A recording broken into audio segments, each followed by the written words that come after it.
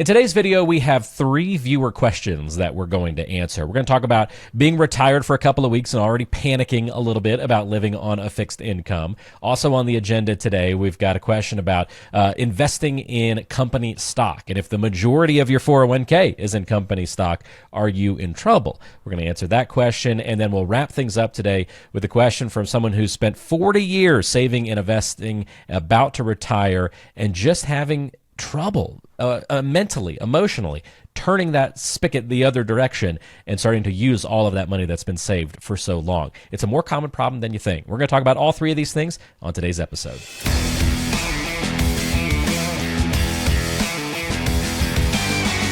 Janine, it's one of our favorite podcasts where we get to answer viewer and listener questions. Looking forward to doing these with you today. And we get to cover a couple of different topics on the episode today from some different angles and areas of the financial planning world. So this should be a lot of fun. You ready to dive into our first one? Oh, yeah. These are great. I love these. Let's do it. Kathleen is up first, and here's what Kathleen says. I've been retired for 2 weeks, and I'm already panicking about living on this fixed income, and am looking for a part-time job opportunity. Is this a normal reaction? You retire and immediately start looking for jobs. Yes, for many. Okay. Because, and typically you find this in people who haven't actually done the math before they retired.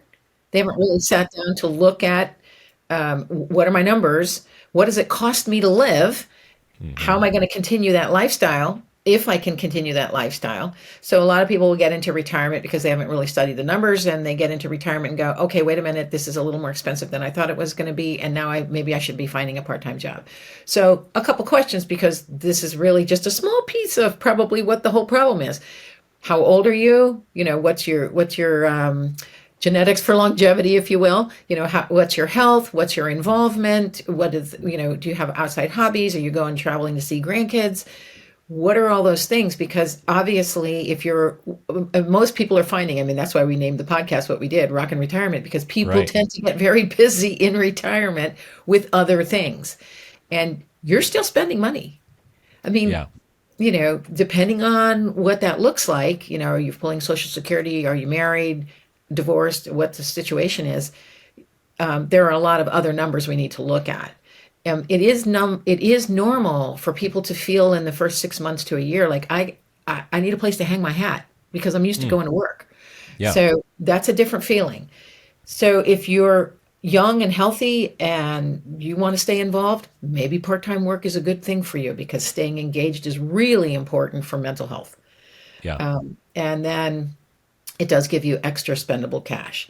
So what we would do is look at the whole picture, what's happening, in your world and what the numbers are, and let's figure this out. Do you need to work? Do you want to work? There's a big difference between those two things. Yeah. Very important. Very good. I've seen my parents go through this same transition over the last 2 months or so that they've been retired. And my mom had a similar reaction. And they actually had a good financial plan and should be fine. But they moved. They are fixing up the house that they moved into. And there was a small gap where they were living off of, before Social Security and everything turned on at the beginning of the year, there was a small gap where they were just living off of savings during all of that transition. And so I think just all that change all at once causes a bit of this reaction to sometimes happen to people too. And she was just kind of like, oh, I need a part-time job to, just until I get used to, this new life and this new flavor. But then a few more weeks went by and she was kind of like, well, we'll put it on hold for a little bit now. So just like the dust settled from all of these major life changes, and that made things a little bit better. So it might just be a normal reaction to panic with all that change too, Yeah. So. Because change is a little more difficult as you get older. Yeah. People, there's this very aggressive pursuit of comfort. Right. Yes. You get into retirement, so you have to be careful of that. It becomes the top priority, right? Comfort and staying in your routine. Yeah, that's great. All right, great question, Kathleen. Thanks for sending that one in to us. By the way, if you want to submit a question, you can do that at theuswealthadvisors.com. We've got a link in the description of today's show.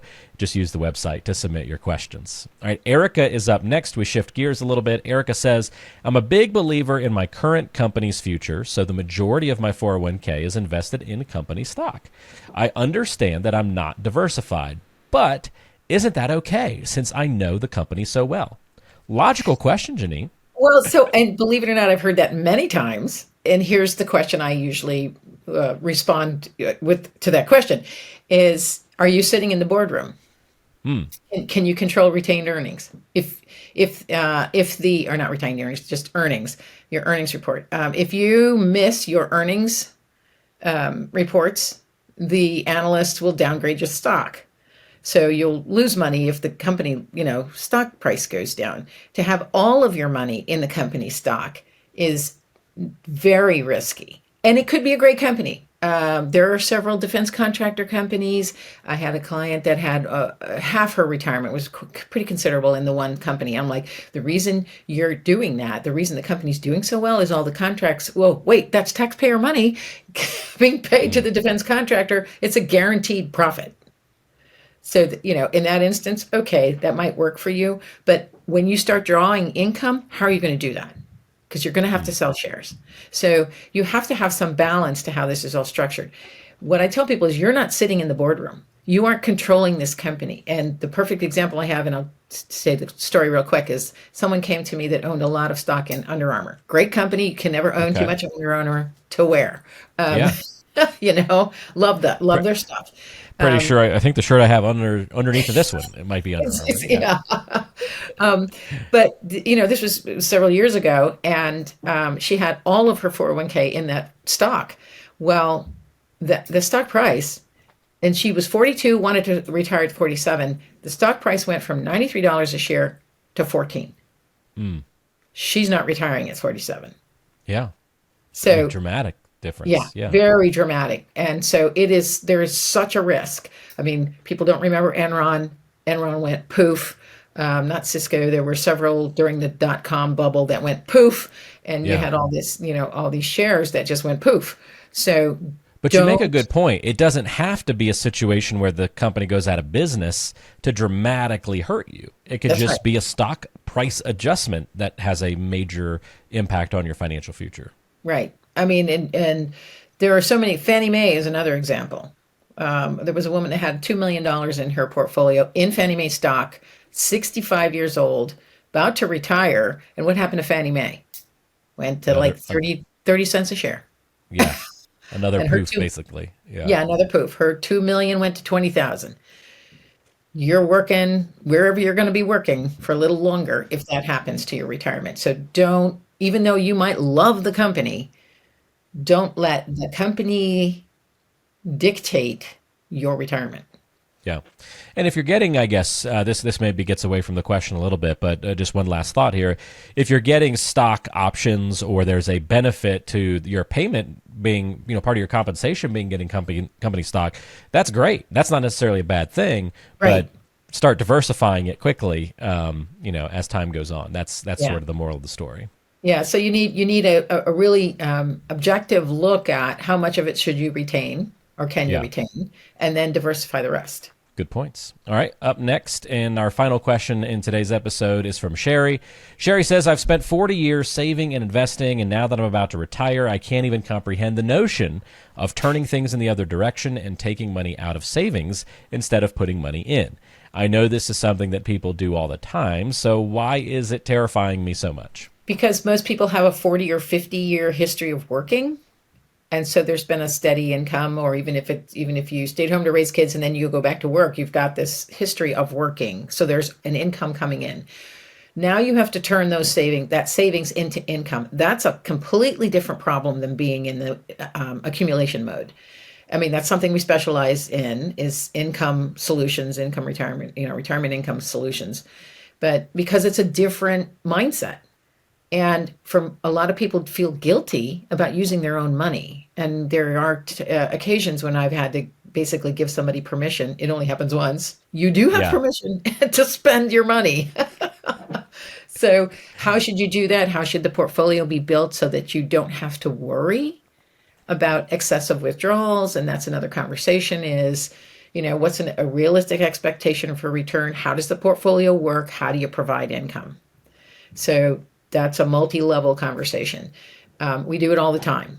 But for most people to do it by themselves, if you're not familiar with this, that's where you step into, oh, I'm just going to live on this much. Or I'm only going to live on these dividends, or I'm only going to do this because I'm afraid of running out of money. Yeah. That can be terrifying for a lot of people, Sherry, so you're not alone there. And honestly, it just seems to me, Janine, to come back to what you always talk about, and it's controlling emotions. In this case, the emotion is not necessarily a bad one, wanting to continue to be a saver and not a spender. It's not the worst emotion to have to battle, but yet it's still another emotion that we've got to control and make sure it's not overreacting to what's going on in our lives. Right. And then, part of the things that will help you is understanding the numbers and understanding how to use what you have, for the best benefit. Yeah.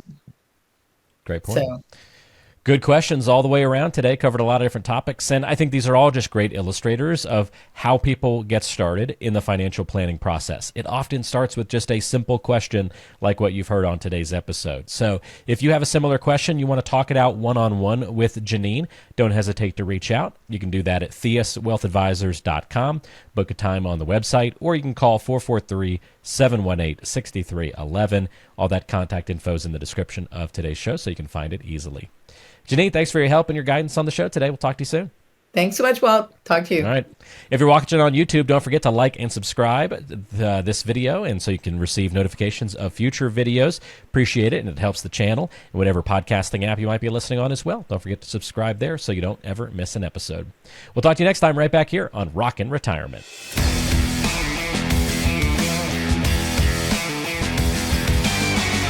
Information is for illustrative purposes only and does not constitute tax, investment, or legal advice. Always consult with a qualified investment, legal, or tax professional before taking any action.